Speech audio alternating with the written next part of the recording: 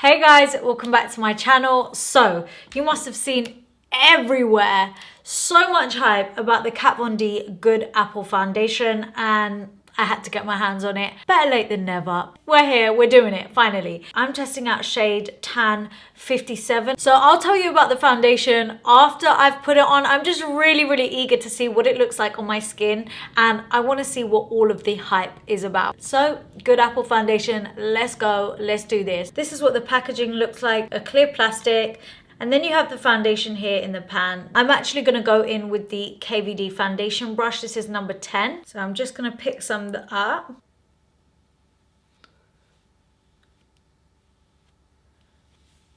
Okay. That coverage is pretty intense. That scar has completely vanished. Guys, this foundation is no joke.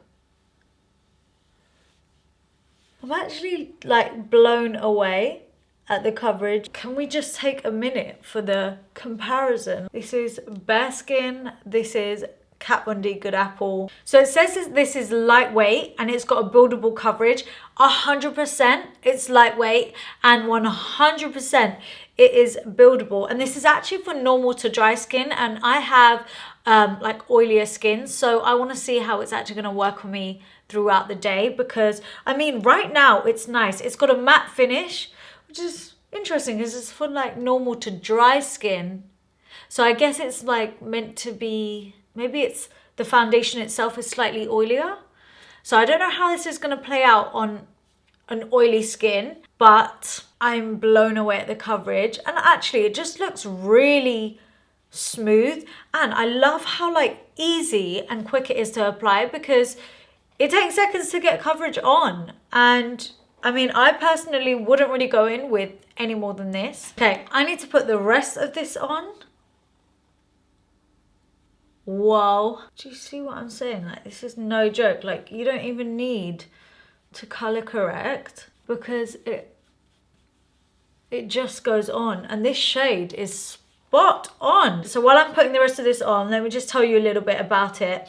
So the foundation comes in 40 shades, which is amazing, and it can be worn as a light to medium coverage if you use like a damp beauty blender sponge, and you can sheer it out, or you can wear it full coverage by using a dense foundation brush, which is what I am doing. I have like a little information leaflet, and it actually says for oily skin you need to set it with a setting powder. It has a fresh matte finish, which I can definitely agree with. Oh my god, the finish on this foundation is absolutely beautiful. Just have a look at this. I mean, I feel like, yeah, I don't know. There's something about it that I'm not sure of just yet. But I'm sure later in the day, I'm going to get to it. I will get to it. But right now, like as I've put it on, I think this foundation is a 10 out of 10. Like, it's absolutely beautiful. And also another thing to mention is that the packaging is 100% recyclable. So there's no mirror in the compact. There's no magnets. There's no metal. One thing to mention though, because of that, one of the other shades that I was testing, the packaging broke, and I really haven't done anything to this. So yeah, it just broke really easily, obviously, because there's not a lot holding it together. So that's probably one of the downfalls, but it is good for the planet. So whatever. That's just something to be mindful of. The foundation is £29 and you're getting 10 grams of product. And I would say for something as full coverage as this, I don't know if that's a lot. You could run out of it quite quickly and easily if you do go in with full coverage every single time. I'm not gonna lie, every single time I keep catching myself in the mirror, I'm like, my skin looks good. I'm gonna actually go away and do the rest of my makeup because I wanna see how it looks with the rest of my makeup, and I want to set it in place as it has suggested to, and then I want to see how it wears throughout the day. So I will check back in with you shortly. Okay guys, makeup is on. I just want to share some of my initial thoughts with you.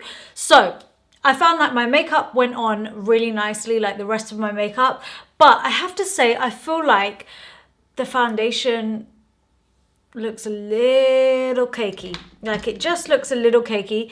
I feel like it's really showing my pores in this area. Can you see?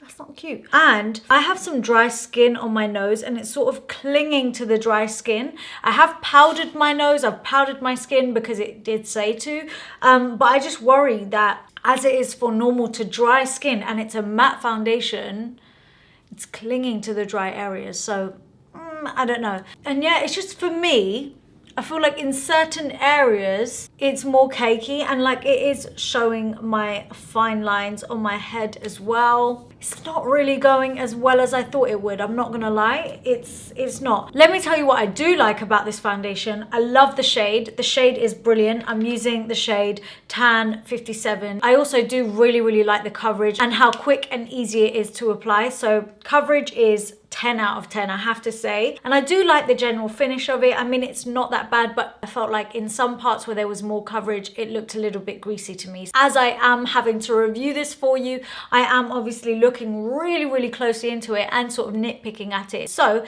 let's see how it goes throughout the day. I will check back in with you, but for now, I'm gonna leave it as it is. On the grand scheme of things, it's really not that bad. But I do have to mention these things because it is a review and I just want to be honest with you. So yeah, that's where we're at right now. I'll be back a little bit later. Fingers crossed this foundation holds up throughout the day.